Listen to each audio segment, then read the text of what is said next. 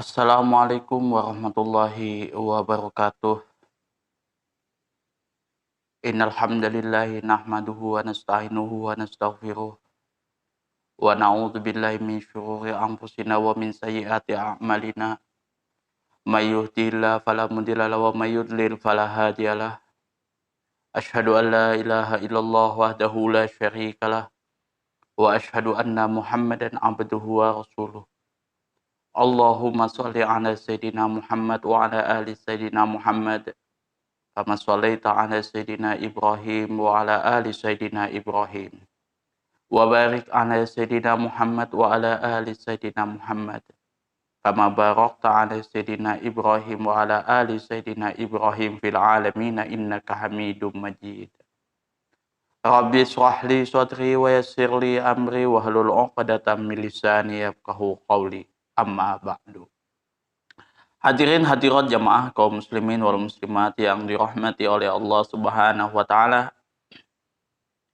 Nah, kali ini kita akan membahas tentang hal-hal yang membatalkan wudhu, yaitu memegang zakar, hukum memegang zakar. Nah, apakah memegang zakar, memegang kemaluan terutama memegang zakar itu membatalkan wudhu apa tidak? Nah, ini ada beberapa hadis yang disebutkan di dalam kitab Bulughul Maram, yang mana ada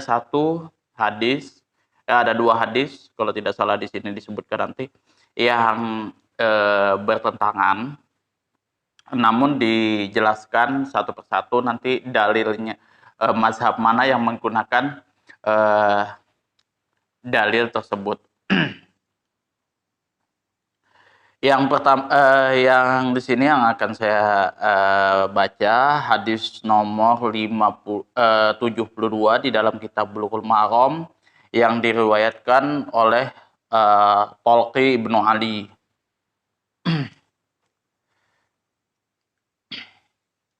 Wa an Talqi ibnu Ali radhiyallahu anhu qala rajulun masastu zakari aw qala ar-rajulu yamussu zakari fi sholati a'alaihi wudu'un faqala an-nabiyyu la innama huwa bad'atum minka akhrajahu khamsah wa sahahahu Ibnu Hibban wa qala Ibnul Madani huwa ahsanu min hadis Busrata.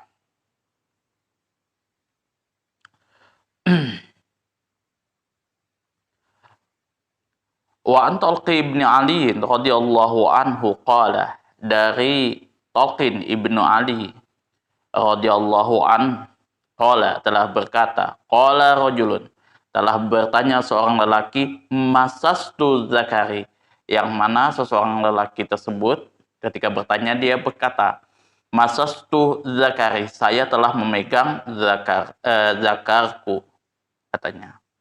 Au qala, atau yang dimaksud dengan rajulun di sini adalah auqala di sini Talqin sendiri yang bertanya kepada Rasulullah pada saat itu. Ar-rajulu yamussu zakaruhu, yang mana seorang lelaki tersebut memegang zakarnya fi sholati, dalam keadaan sholat. A'alaihi wudu'un, apakah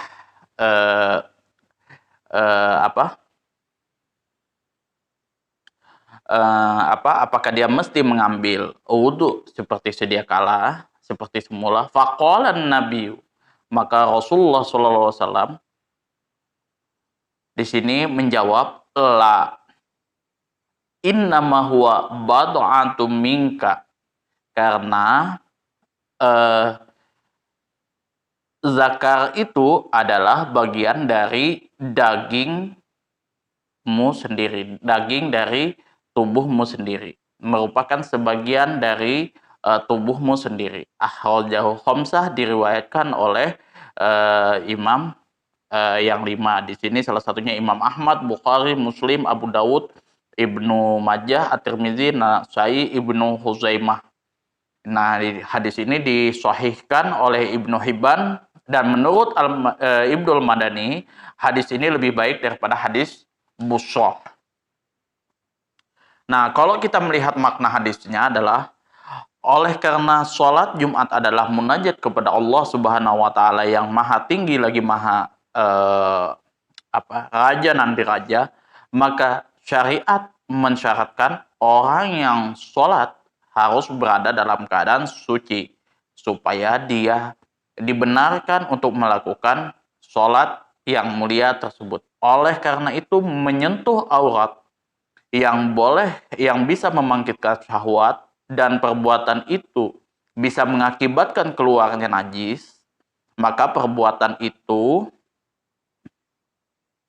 pada permulaan datangnya Islam tidak dianggap membatalkan wudhu sebagai rahmat kepada umatnya. Jadi pada masa awal-awal Islam itu menyentuh zakar, menyentuh kemaluan itu tidak membatalkan sholat.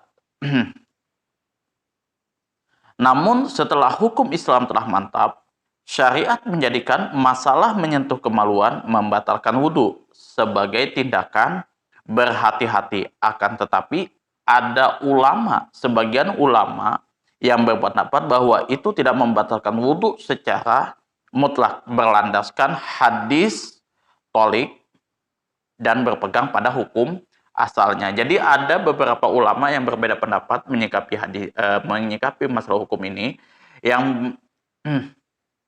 yang sebagian ulama mengatakan bahwa tidak membatalkan wudhu secara mutlak,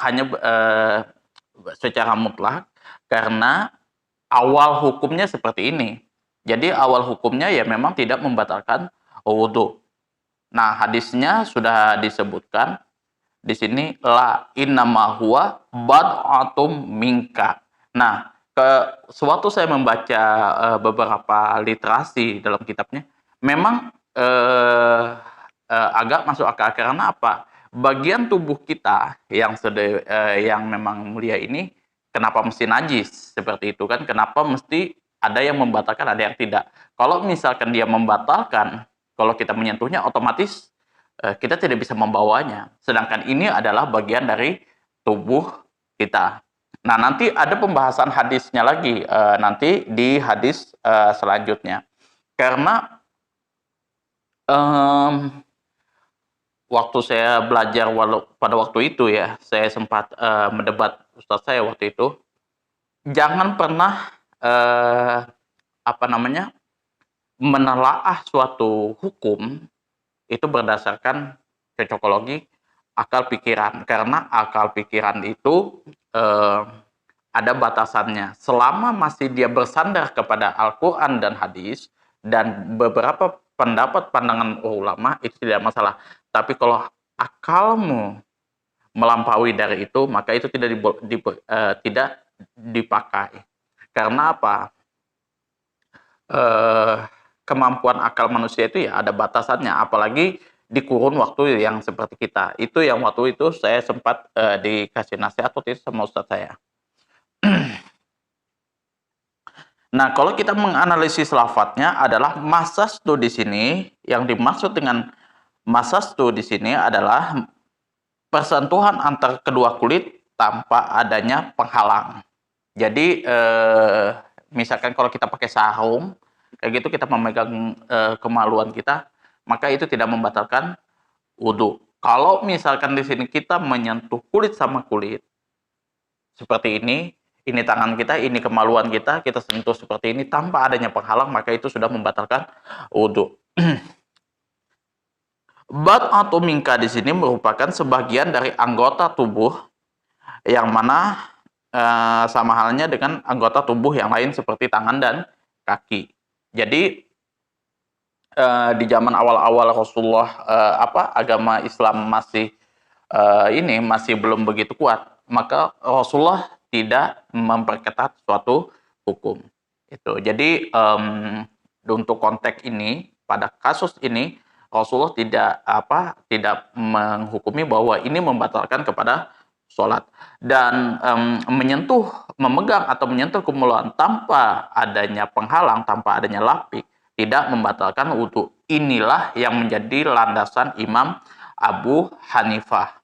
Imam Ahmad, Imam Malik, dan Imam Syafi'i berkata, jika memegang atau menyentuh kemaluan dilakukan dengan sebagian dalam telapak tangan atau dengan ujung jari jemari tanpa memakai penghalang, maka itu membatalkan wudhu. Jadi kalau memegang kemaluan dilakukan dengan bagian dalam tangan tanpa atau dengan ujung jari jemari seperti ini tanpa adanya penghalang, maka itu membatalkan wudhu. Contohnya seperti ini. Jadi ini misalkan contoh zakar kita kan, kita sentuh seperti ini. Nah, itu membatalkan kepada wudhu. Tapi kalau dia bagian di sini, itu tidak membatalkan wudhu. Dianggap itu ketidaksengajaan. Atau seperti ini, batasnya dia di sini. Jadi ini jari jemari. Nah, seperti itu. Nah, menyentuh zakar kita, kemaluan kita. Maka ini sudah membatalkan wudhu. Tapi kalau dia bagian sini, itu tidak membatalkan wudhu. Jadi kalau bagian dalam atau jari jemari, ujung jari jemari itu membatalkan wudhu. Itu menurut pendapat Imam Ahmad, Imam Malik, dan Imam Syafi'i. Tetapi jika menyentuh atau memegang dilakukan dengan sebagian luar telapak tangan, yang seperti ini, maka itu tidak membatalkan wudhu. Mereka menjawab hadis ini bahwa hadis ini telah dimansuh oleh hadis busroh yang disebutkan oleh Ibnu Hajar, penulis kitab Bulughul Maram berikut ini, yang memastikan bahwa hadis busroh telah memansuhkan hadis toliq. Jadi nanti disebutkan hadisnya di hadis yang selanjutnya nomor 73. Nah, periwayat hadisnya adalah Thalik ibnu Abdul Munzir, ibnu Qais al-Usaimi, ibnu Ali al-Yamani. Jadi Ali ini yang dimaksud. Thalik ibnu Ali di sini bukan Ali bin Abi Thalib, tetapi Abu Ali al-Yamani. Beliau adalah delegasi kaumnya pada waktu itu pada permulaan Islam yang kemudian masuk ke dalam masjid. Nah, Abu Thalik ibnu Abdul Munzir ibnu Qais al-Suhaimi itu telah meriwayatkan 14 hadis banyaknya. Anak beliau, anak Thalik ibnu Abdul Munzir, bernama Qais dan Abdurrahman ibnu Ali ibnu Syaiban telah mengambil riwayat daripada Thalik ibnu Abdul Munzir. Nah, orang yang mengetengahkan hadis ini adalah Al-Khamsah, yaitu Imam Ahmad, Abu Daud, An-Nasai, At-Tirmidzi, dan Ibnu Majah. Ibnu Al-Madani ialah Ali ibnu Abdullah ibnu Ja'far At-Tamimi, As-Sa'adi. Maula mereka adalah Abul Hasan Al-Basri Al-Hafiz dan merupakan adalah imam hadis. An-Nasai berkata, seakan-akan Allah telah menciptakan Ali untuk menekuni bidang hadis ini. Jadi Ali ibnu Abdullah ibnu Ja'far At-Tamimi ini adalah seorang pakar hadis. Jadi An-Nasai berkata seakan-akan Allah menciptakan Ali untuk menekuni bidang hadis ini. Beliau mengambil riwayat hadis ini daripada ayahnya, Hamad ibnu Zaid ibnu Uyainah Al-Qattan, dan sejumlah ulama-ulama yang lain. Muhammad bin Abdurrahim dan Muhammad ibnu Yahya mengambil riwayat daripada Ali ini juga. Nah, beliau lahir pada tahun 161 Hijriah dan meninggal dunia pada tahun 230 Hijriah di Samarra. Nah, itu sekelumit hadis nomor 72 tentang yang diriwayatkan oleh Talqin ibnu Ali radhiyallahu an. Jadi beliau salah seorang sahabat Rasulullah, delegasi daripada kaumnya yang sempat masuk ke dalam masjid. Jadi kalau kemarin kita sudah membahas tentang hal-hal yang membatalkan sholat hal-hal yang membatalkan wudhu itu salah satunya keluarnya sesuatu dari kubul dan dubur. Nah, yang ini membahas tentang hal-hal yang membatalkan wudhu, di antaranya adalah menyentuh kemaluan. Jadi kalau misalkan pendapatnya, kalau misalkan di beberapa negara ada yang menyentuh kemaluan tapi tidak batal, itu adalah pendapatnya Imam Abu Hanifah. Landasannya di sini. Jadi kalau kita melihat awal hukum ini memasuk zakar ini apa batal apa tidak, itu dari hadis ini yang pertama kali, Antolqin Ibnu Ali di sini. Jadi awal mulanya itu tidak membatalkan sholat. Jadi tidak membatalkan wudhu, ya seperti itu ya kan, tidak membatalkan wudhu. Karena pada waktu itu beberapa ulama mengatakan bahwa itu awal-awal mula Islam baru tumbuh. Jadi hukum itu masih belum diperketat. Sama halnya dengan masalah Homer. Nah, masalah Homer pada waktu itu ada 3 ayat kalau tidak salah yang saya ingat. Pada waktu itu yang pertama tidak begitu ketat. Jadi ada manfaatnya, ada mudorotnya, tetapi lebih banyak mudorotnya. Maka tinggalkanlah. Kemudian Umar mengatakan berdoa kepada Rasulullah, kepada Allah Subhanahu Wa Taala untuk memberikan penjelasan lagi, ketegasan lagi. Nah, kemudian turun lagi ayat pada waktu itu bahwasanya tidak boleh di antara kalian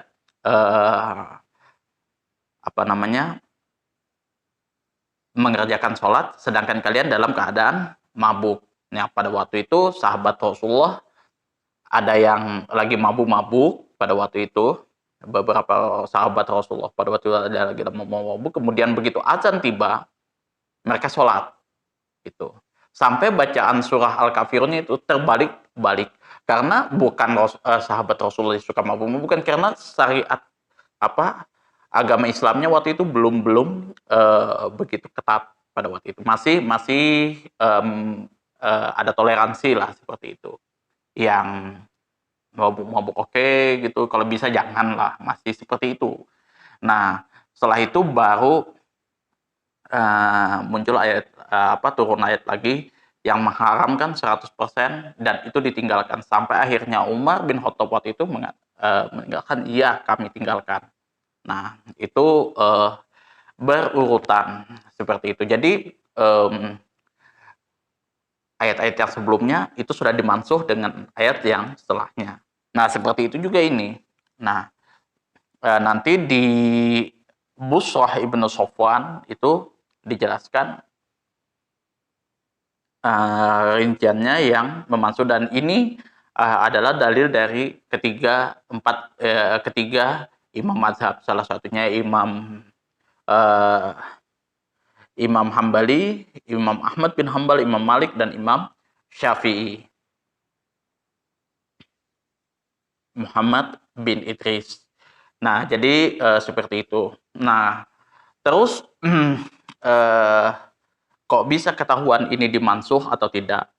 Kita tahu ya, sebagaimana kita tahu bahwa kejelian daripada Al-Imam Syafi'i adalah mengetahui yang mana yang nasikh dan yang diimam mansuh. Itu salah satu kejelian daripada Muhammad bin Idris alias atau Imam Syafi'i. Banyak fatwa-fatwa yang dikeluarkan oleh Imam Syafi'i diambil oleh Imam Ahmad bin Hambal. Kalau misalkan kita lihat daripada karya-karya Imam Ahmad bin Hambal di dalam masalah hadis, itu banyak meriwayatkan hadis. Jadi dia banyak mencatat masalah hadis. Nah, tetapi Imam Ahmad bin Hambal itu kurang mengetahui mana hadis yang nasikh, mana hadis nasikh dan mansuh. Nah, itu yang tidak dipunyai oleh Imam Ahmad bin Hambal. Nah, itu dipunyai oleh Al-Imam Syafi'i. Maka Imam Ahmad bin Hambal itu banyak belajar dengan Imam Syafi'i. Nah, jadi kalau misalkan kita di dalam beragama kayak gini kan ya, beragama di dalam suatu negara itu jangan cuman, terfokus pada, satu guru. Kalau misalkan sudah full kita istilahnya belajar gitu, sudah ini, maka kita berguru dengan yang lain yang, keilmuannya faqihnya di bidang apa, seperti itu. Nah, saya pun juga, dulu juga belajar kepada ustadz, yang, paham dengan ilmu fikih. Nah, pada waktu itu, saya, cita-citanya memang, fokusnya di ilmu fikih. Nah, waktu itu ustaz saya ngejelasin waktu itu, kalau kamu cuman fokus di masalah ilmu fikih, kamu masih belum mengetahui, dasar-dasar yang ada di Al-Quran dan hadis, dan itu juga menjadi penopang di dalam kamu memahami ilmu fikih. Nah, di situ saya belajar lagi dengan, ustadz yang ahli fikih, waktu itu kitab-kitab, mustalahul hadis. Nah, saya juga belajar dasar-dasar kitab mustalahul hadis dan ulumul Quran. Ulumul Quran pada waktu itu saya dasar, belajar tentang, tafsir Al-Quran dari, tafsir Jalalain. Nah, itu dibahas ulumul Qurannya seperti apa, kemudian ulumul hadisnya seperti apa. Nah, itu, eee, konteks kita di dalam beragama. Jadi, sebisa mungkin teman-teman, belajar yang pertama itu runut, ya, dasar-dasarnya komplit, seperti itu, pondasinya kokoh. Nah, kemudian juga mempunyai banyak guru, mempunyai banyak, literasi, supaya wawasan teman-teman juga bisa, mmm, bertambah luas. Itu kalau misalkan kita menuntut ilmu. Tapi kalau mengamalkan, itu teman-teman bisa memilih mana, pendapat Imam Syafi'i, mana pendapat Imam Malik, mana pendapat, Imam Ahmad bin Hambal, mana pendapat Imam Abu Hanifah. Nah, kemudian juga ada yang bertanya, apakah,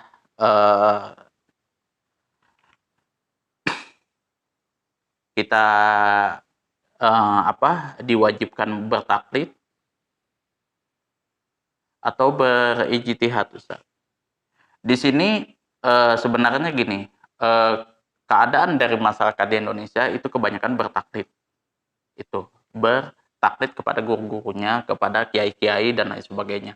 Ada beberapa alasan sebenarnya yang membedakan antara bertaklid dengan berijtihad. Kalau berijtihad itu ada, spesifikasi ulama yang, boleh melakukan hal seperti itu. Nah, ijtihad memang tidak akan boleh mati. Itu ada di dalam, kitab-kitab usul fiqh. Nah, tapi berijtihad bukan kalangan kita. Jadi kayak saya itu cuman ya mengikuti dari pendapat-pendapat, beberapa ulama di dalam, kitab-kitab yang sudah, saya pelajari. Contoh, di dalam kitab Fathul Qorib, Kifayatul Ahyar, Fathul Mu'in, seperti itu. Nah, kalau hadis-hadis saya belajar, kitab Bulughul Maram yang dasarnya kemudian, Sunan Abu Daud, Imam Sahih Bukhari, Muslim dan lain sebagainya. Nah, di situ, eee kita mengikuti alur yang seperti itu. Nah, jadi kalau saya itu ngambil simpelnya itu ya berdasarkan daripada ulama-ulama yang sudah, paham dengan masalah ilmu fikih. Saya cuman mengikuti di situ, itu taklid saya, itu. Saya bertaklid seperti itu. Intinya yang namanya bertaklid itu bertaklid yang sahih itu adalah mengetahui dalil-dalilnya. Ulama A itu dalilnya seperti apa, ulama B dalilnya seperti apa. Itu bermazhab yang benar sebenarnya. Adapun taklid yang tidak yang kurang diperkenankan itu adalah, bertaklid buta, cuman apa kata kiai itu yang diikuti. Tetapi yang jadi masalah di sini itu, eee, kewajiban menuntut ilmu adalah bagi kami seorang yang mukallaf, yang istilahnya yang kayak, murid kayak gitu ya kan, kayak murid itu wajib, menuntut ilmu sedalam-dalam mungkin, sedetail-detail mungkin untuk memberikan pemahaman kepada masyarakat. Nah itu, jadi kalau misalkan masyarakat awam, ya semuanya pasti bertaklid sama gurunya. Seperti itu, bermazhab sama gurunya. Apa yang dikatakan gurunya, itu yang mereka terapkan. Jadi intinya, kalau misalkan muridnya sesat, ya sesatlah. Ya istilahnya, kalau misalkan gurunya sesat, ya sesatlah murid-muridnya. Itulah kenapa beberapa ulama, salah satunya Ustadz di Indonesia, itu saling kritik mengkritik. Tujuannya bukan untuk membuat kegaduhan, tapi untuk saling mengingatkan. Di situ kalau misalkan lo hadismu kok kayak gini, fatwamu kok kayak gini, perkataanmu kok kayak gini, dalilnya seperti ini loh, pemahamanku seperti ini, pemahaman Anda seperti apa. Nah itu fungsinya supaya jangan sampai menyesatkan umatnya, jangan sampai menyesatkan masyarakat. Nah itu perbedaan-perbedaan para ustadz yang perbedaan ustadz-ustadz yang ada di Indonesia di dalam menyampaikan suatu dakwah kepada masyarakat. NU Muhammadiyah juga berbeda dia cara menyampaikannya, berbeda karakteristik umat jamaahnya, ya maka berbeda pula cara menyikapi hukumnya seperti itu. Kalau mungkin yang saya lihat, yang saya amati itu, menurut pandangan saya, kalau NU itu agak mudah, agak kendor, karena memang ya batasnya dosisnya cuma seperti itu. Ya mungkin kalau Muhammadiyah ya agak tinggi dosisnya, ya karena kemampuan jamaahnya ya sudah melampaui daripada itu. Itu saja analisis dari saya pribadi. Kurang dan lebihnya saya minta maaf kalau misalkan ada kesalahan-kesalahan yang saya sampaikan. Saya butuh banyak kritikan, dan saya pun juga bukan orang yang alim-alim betul di dalam memahami terutama bidang ilmu fiqh, dan saya masih banyak belajar juga dari beberapa ustadz-ustadz yang pakar dalam ilmu hadis, ilmu Quran, dan terutama ilmu fiqh.